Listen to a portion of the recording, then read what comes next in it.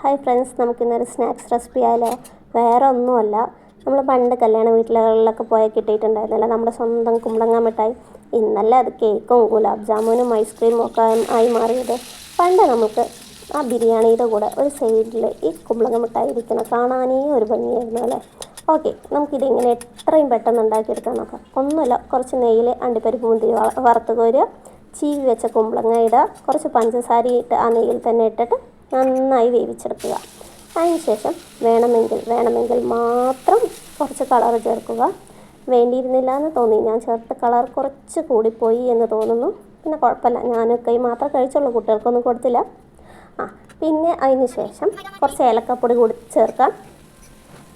Then നമ്മൾ ആ വറുത്ത് കോരി വെച്ച അണ്ടിപ്പരിപ്പ് മുന്തിരിയും കൂടി ഇട്ടാൽ നമ്മുടെ കുമ്പളങ്ങ മിഠായിയുടെ പണി, എളുപ്പത്തിലുള്ള പണി തീർന്നു.